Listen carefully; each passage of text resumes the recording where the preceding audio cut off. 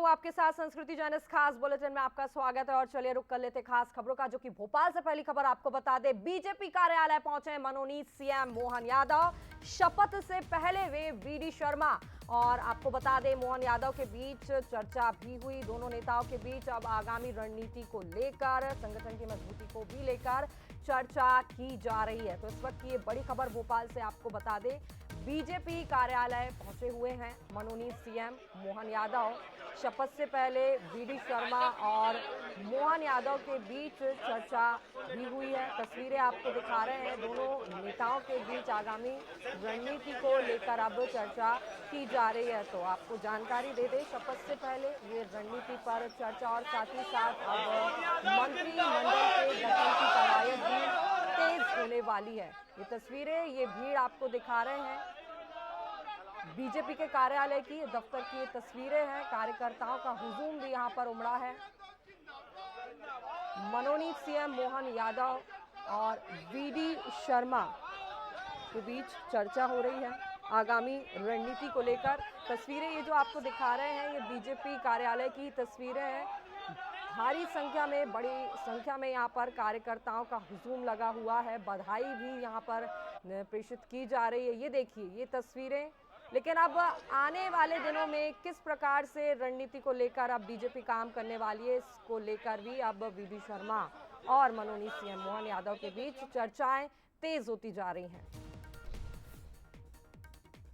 इसी के साथ मंत्रिमंडल के गठन को लेकर भी, आगामी रणनीति को लेकर चर्चा की जा रही है।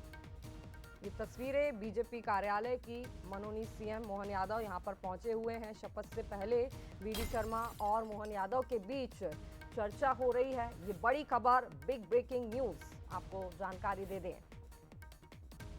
तो आगामी रणनीति को लेकर यहां चर्चा की जा रही है। किस प्रकार से पार्टी अब संगठन की मजबूती को लेकर आगे क्या कुछ और इसी प्रकार से चौंकाने वाले नाम भी मंत्रिमंडल में सामने आ सकते हैं, ये एक बड़ा सवाल भी है। और इसी को लेकर यहाँ बीजेपी दफ्तर की बात करें तो यहाँ पर हलचल काफी तेज होती नजर आ रही है। कुछ तस्वीरें भी हमने आपको अभी दिखाई थी बीजेपी कार्यालय की, कार्यकर्ताओं का जहाँ पर हुजूम उमड़ा पड़ा हुआ है। हलचल यहाँ पर तेज हो चली है। चर्चा की जा रही है आगामी रणनीति को लेकर। और इसी खबर पर ज्यादा जानकारी लेंगे। मनोज सैनी जी, एग्जीक्यूटिव एडिटर, हमारे साथ जुड़ गए हैं। मनोज जी, किस प्रकार से अभी बीजेपी कार्यालय की तस्वीरें जो हैं वो सामने आ रही है। ये भी खबर है कि वीडी शर्मा और मोहन यादव के बीच आगामी रणनीति को लेकर चर्चा की जा रही है शपथ से पहले। देखिए, मध्य प्रदेश में नई सरकार का गठन होना है कल, जिसमें प्रधानमंत्री नरेंद्र मोदी, जेपी नड्डा, अमित शाह तमाम लोग पहुंच रहे हैं, जैसा अभी मोहन यादव ने कहा है।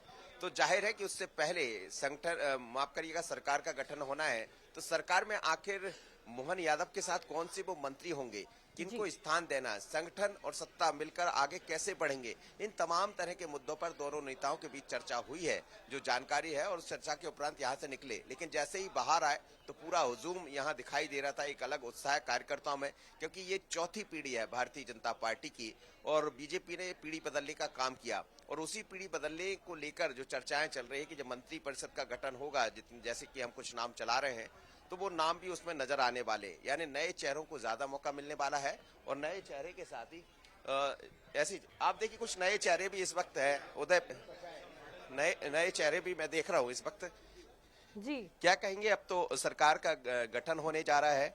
और नागर सिंह जी, आप भी उसी जनजाति वर्ग से भी आते हैं और उस जगह के चेहरे हैं। झाबुआ भले हार गए, अलीराजपुर तो जीतने में कामयाब हो गए, तो नजर आएंगे।